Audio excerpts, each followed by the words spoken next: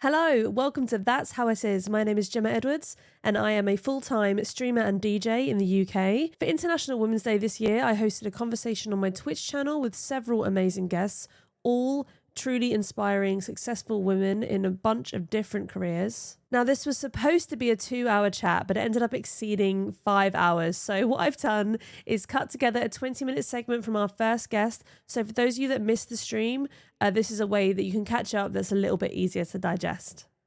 In the upcoming video, I'm streaming alongside my wonderful sister Olivia, who is a bid manager in the aviation industry. We both have a lifetime of experience working in a variety of male-dominated industries. Our first guest is Clare Witchbaby, who you can follow via the links in the description. Clare is super informative and really fun. Please enjoy the video. Let me just tell everyone a little bit about you. So Claire is a Twitch partner, a Sims 4 creator and VP of Influencer and Digital at a global healthcare agency, which sounds very fancy pants. A bit more like the sort of conversations you're probably having at work, where they're a little bit more corporate. I'm like the least corporate person. You're pretty much like the same, where you've been getting like a little bit of trouble recently, where it's just like people are just annoying, aren't they? And you just can't tell them when you work with them. No. Do you want to talk a little bit about what you do in your healthcare job? Yeah, so I'll give you like the nutshell version. Yes, that'd be amazing. My background is in social media marketing and social strategy, and at work we call it influencer partnerships. I prefer to think of it as more just like creator partnerships, creator collaborations. I've worked across what at work we call CPG brands, but that's basically just like any brands you see in a shop. I might have done programs with that before. And in the last year or so, I've switched over to work with in healthcare influencer partnerships, which is super fun because it's always really fun and splashy to do creator partnerships for brands that, you know, it's really fun. Like I've just worked on a Super Bowl campaign recently. That's amazing. But the great thing I love about healthcare partnerships and why I'm so passionate about it is that it really taps into a lot of what I'm sure you'll be talking to a lot of people about today, which is equity, making sure that people have access to the care they need, that they can share their stories, whether they're just an advocate for a particular disease state or they're a patient of a particular disease state. I find it really gratifying to help people tell those stories online and make content about it. I think that's really important to say, because I think people not hearing actual stories, I think is such a huge issue. Like even with people that I'm close with, there's certain groups of people that I think they just don't know them in real life as actual humans that exist in ways that I do. And so they just don't consider them, aren't, I would say, even aware of them at all in that way. And I feel like if that was somebody who was in my family having that lived experience, they would 100% support and understand it. But when it isn't, they don't.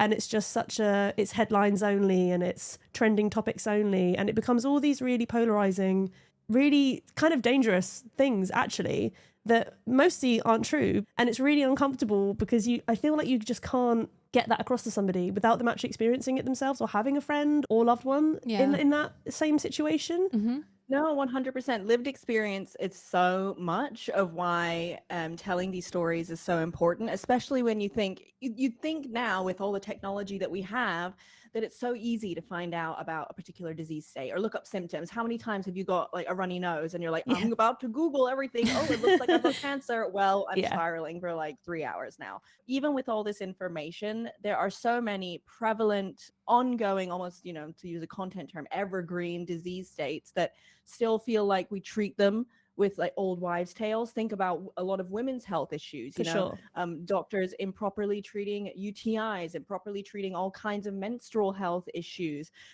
treating people with uteruses differently based on their physical appearance or the way they choose to present. That is obviously a huge issue that I'm very passionate about. People treating women's pain based on their race or just where they happen to go to get care is a huge issue. Reproductive rights. But then even if you think about something that's been, you know, in the ether for decades, think about HIV advocacy and research, how much misinformation there still is and so prevalent online. And that's why I just love this work, because we get to tell these nuanced stories for people, and let them say it in from their own voice. And hopefully my goal and everything I do in my job is just helping to give people the platform with the muscle that I have with our clients, to be able to show, hey, we care about your amazing story. We want you to tell it however feels right for you and whatever your lived experience allows. We just want to give you the platform to do that. I think something like the Super Bowl obviously is huge. So I was about to say, like, how do you get those stories to the right people? Because obviously I'm having these conversations all the time. You're probably having these conversations all the time. But to be honest, if somebody doesn't care, they're not going to listen to me anyway. Do you know what I mean? If I'm talking about something, like, I'm sure there's people that probably normally watch my stream won't want to watch the stream because they'll be like, not for me, boring, not interested. Most of my audience are men. Loads of them are great. Loads of them are actively feminist and really engaging conversations and changing and learning as well. So they weren't just born perfect, as none of us were. And to be able to have those conversations is really important. But I think there's so many people now, such a large group, it feels like a majority sometimes, that aren't listening. And it's like, no matter what story you tell or put forward, how do you get that to the right people, if you know what I mean, that are really kind of... How do you engage the disengaged? Yeah, and like a lot of those people are the ones not causing the problem, but the ones that will be saying stuff to people in the street, like the men that say things to me in the street, at work, online, whatever it is. Like, what does it take to reach out to that man? Do you know what I mean? Yeah. It's really tricky, because there is a certain part of this kind of communication that's understanding, hey, there is a fringe group of people that you are never going to reach. You're never going to change their mind. That's really hard to accept sometimes, post. I think. It is hard to accept. But it's about identifying, okay, who is that fringe that maybe is harder, impossible to reach, immovable. But then there is a group kind of off center to that we like to call the movable middle. Who are those people that you can reach and change, that with some simple, not even education, because no one likes school, right? If you like school, I'm really happy for you. But who is someone that just with a simple conversation and simple exposure, and just, allowing them, introducing people to a new story, a new point of view that might be able to change their perspective. Identifying those people is so important. And that's why we say on the other side of it, when we're looking at patient stories, we like to bring those people from the fringes into the mainstream, give them that platform, and that visibility can sometimes just be enough and is so important. And that's why I'm so passionate about, bringing some of that advocacy to this platform. Twitch is such a worthwhile source, and I think it's unfortunate that it's taking this long. I feel like it is changing. I've only been here for 3 years, and I've seen it change even in that time. So I can't imagine what it's like for someone that's been streaming a lot longer to have seen the difference from then to now. But I still feel like it's like a forgotten platform, when actually I do think it's a much more engaged platform. Like, I have more followers on socials than I have on Twitch. But if I was to post a picture or whatever, I would have less comments than I have viewers, or less likes, or probably even the likes wouldn't even count, with people just going pop, gone. But comments for sure, and engaged actual conversations, a lot less than I have on Twitch. But when you say to somebody that's I used to do Instagram stuff like 5 years ago. I used to have 120,000 followers on Instagram. I deleted them all and I don't have them now. But I used to have a lot. So I used to get a lot of good like brand deals when they first started coming in, like little ads, little easy things. And I knew then my followers were all like, I used to be a photographer, so it was just men that followed my photos. I used to do glamour photography, so it was just men that followed me to see the pictures of other girls. So I know that they're not, and mostly not from the UK, so they're certainly not going to buy some UK brand of whatever. But people didn't care. They were just like, you've got 100,000 followers, can you advertise this UK cheese or whatever? And I was like, cool, fine. And it got to the point where I was just like, it was so frustrating, because I was like, none of these people are actually listening to anything that's like relevant. None of them are actually gonna, I don't believe they would have come over to Twitch or anything like that. I don't think they would go to my gigs or anything like that. They just kind of sat there. But that was valued so much higher than I think people often value Twitch as a platform. I think that's just, such a shame, especially because it is such a male-dominated space. No, 100%. And I also, what you're tapping into a little bit is thinking about reach, right?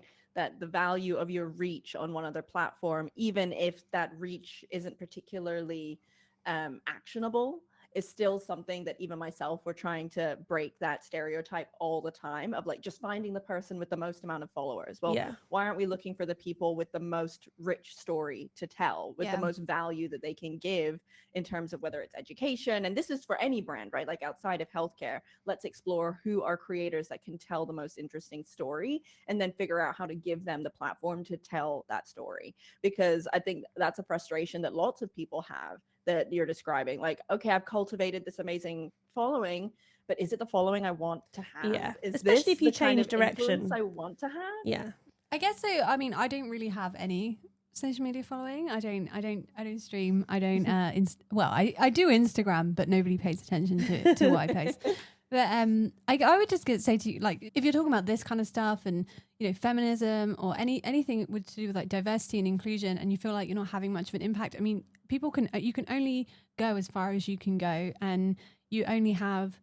Sometimes it's easier to kind of break the world down into, you know, your kind of immediate circle and the people you can influence, and just focus there. Because if you think too much about everyone else and like all these other people and all this other stuff, and that tweet you saw the other day from someone that's got loads of likes, but it's horrible, you just drown. Yeah, it gets really big. You just drown. I think what you said earlier about the reachable middle is a really good way to think about it. I haven't really had it explained to me like that, because I definitely go through waves of getting like really down, really like I used to think things were getting better, and then the last couple of years it just doesn't feel like they are getting better, and in a lot of ways it feels like they're getting worse. I feel like as well I'm kind of getting to the point where even if I was to say 1 in 10 things, like sexist things that happen to me, it would be too much and too annoying, and you know, people get sick of hearing about it, and you're just like, this isn't even the crust of it. And I think it's important to acknowledge, to your point, that the emotional labor it takes to tell your own story in that way and share your experience, because the fear of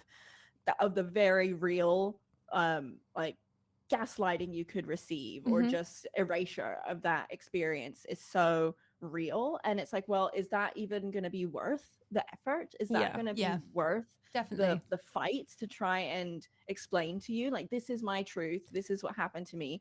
And that happens so much to women, whether, you know, that's a chosen identity or identity you were born with. And then when you add race on top of that, you add health status on top of that, you add geography on top of that, socioeconomic status, that pressure to want to tell your own story, but you're navigating so many layers, just grows and grows and grows. And I feel very lucky, you know, just switching a little to talk about, you know, streaming. I think I've cultivated outside of my work a wonderful community on Twitch, on my channel, and luckily most people are really open to having these conversations. I've cultivated a culture that allows for people to ask questions. And I want to say, you know, just as an example, like, I think that's something that most people can do that doesn't take a lot of effort to help to educate folks, right? Is allow people to ask questions and have curiosity around a particular identity or a particular issue you're going through. And of course, this comes with a certain privilege. I have the privilege of having the emotional availability to allow people to ask those questions. But when you think about, okay, what is something I can do? It's like, not everybody has to be an activist, right? Not everyone has to have that pressure of wanting to share your story, because if that's not something you want to do, if you don't want to talk about sexism or feminism on your platform, that's not something you have to do. I think now more than ever, there is a pressure for creators to all be activists. And I don't think that is something that's necessary either. But if you can, you know, someone comes in, maybe it's potentially something that could be perceived as problematic, a statement or a question. I feel like so many things can be, so many ills can be cured by just asking, well, what do you mean? Like, let's say more about that thing. Because most of the time when you get into it, it's something that's either out of ignorance, you know, which I think is a very stigmatized word. But if you just don't know something, then you don't know it. You don't know what you don't know. And if I have the availability to give you some more information, I will try to do that to the best of my ability, with the knowledge that I'm an idiot on the internet, you know? I definitely feel like I get like certain days, or not even days, probably more like weeks or months, and I'll just feel like I know things are winding me up like that. Like, a man will come into my chat and say one thing, and I'm just literally like, I'm just gonna fucking end stream. Like, Mm-hmm. and it's just like other times I'll be totally fine and I can like either talk with them about it. We do our best to kind of help people along, and we know not everyone is coming from the same place and not everyone is coming from an aggressive place, even when it sounds so. But then there's just other times where, again, they're just, you know, the last straw that day. And it's so hard to It's hard. not And lose your shit. it's almost frustrating for me sometimes, because I know from experience myself of learning, you know, I didn't know everything, and No. you're learning things every day. And it's always when someone talks about a lived experience, when someone talks about their actual experience and a personal story, that is what resonates with me and most people. But knowing that that's so hard to do, and you're putting so much on the line to do that, and how draining it is, it kind of frustrates me at times. And I think definitely if you talk about these things a lot and you're constantly having conversations with people and you're constantly doing this, it can just really, like, you need to put yourself first. You have to put your own health first. Absolutely. And I think as women in particular, with the knowledge that all of this is intersectional, I think there's a lot of pressure for women to always be their best selves, to be the most pretty, the most friendly, the most interesting, and the most amenable, the most, I think friendly is a big one. Like, Warm, you're expected to inviting. be friendly, warm, maternal. Mhm. And, you know, even in coming to do this, I was like, okay, we're going to talk about feminism. How do I be the best feminist that I can be today? And I was like, what does that even mean? Yeah. Like, what does that even mean? Like, me just showing up and existing as myself is powerful enough. I had to give myself that pep talk today, because we have a lot of internalized pressure in these experiences, and none that you gave me, but you know, it's my own internalized pressure of like, I have to show up and be the best version of myself, best feminist, A+ feminist today. Like, well, what does that even mean? I have to win feminism today. I have to win feminism today. And and knowing that I was the first person on, I was like, okay, I have to set the tone for the best feminism. I know. I've literally been like researching, like the last 2 days. I've watched so many videos and been like, oh, this, and I knew the whole time. So I'm not a planner at all, because this happens. I just don't bother planning normally, because I know that I'll just end up talking. We'll just end up talking about stuff, and then the time will go and it'll be done, and that will have been enough. Even if it's talks we're having all the time, a lot of people aren't having them, women as well. Like we're just kind of the noisy ones that always have problems. That's how I'm known at work as well. You're the troublemaker. And again, it's just like, well, it's not like I'm the only one that a man has ever said something to. Some people are able to have it wash over them and it doesn't bother them, but it also doesn't make it right. And then you also get the examples where, you know, some women like being whistled at in the street, and it's like, it's frustrating, because it's like, men know that 1 in 10 will be like, oh, thank you, sir. And then so they're like, yeah, I'll just whistle at 10 women because 1 of them will like it. Or they don't even care. I don't think they even think of it like that. They're just doing. But to have those conversations sometimes can be really difficult, because it's just like, I don't know, it's that like greater good thing, isn't it? And the like, the consent of things like that. There aren't huge aggressive acts, but they're constant. And like, I can remember a man slapping my ass when I was 12 on holiday with my parents. Like, and that was just funny and weird, if you know what I mean. And it's not normal. And also, I mean, it is normal. It shouldn't be. And acknowledging that there is a certain danger, whether it's in real life or online, to decide, like in those moments, right, we're in a crunchy situation where someone's either invaded your space or invaded your privacy. Let's say, for example, in this example, a man has invaded your space, invaded your privacy, of like, okay, is it safe for me to push back right now? Like, is that something that's going to open up more risk for me, having to do, which almost always does, in real time, really quickly, of like, is this safe? What is safe within my means to do? And that translates to online as well. Even last week, I found I tend to ignore like trolls online on Twitter and stuff like that, but I ended up getting into it with some people on Twitter. Posted a couple of things, a couple of snarky replies, and then suddenly had the moment of like, is this safe? Like, what if someone like goes and finds out where I work, finds out what I do? Like, I actually now don't think this is safe for me, and ended up deleting all of it, because I was like, this just wasn't the risk and not assessment beneficial wasn't worth it for to me. you Absolutely. either.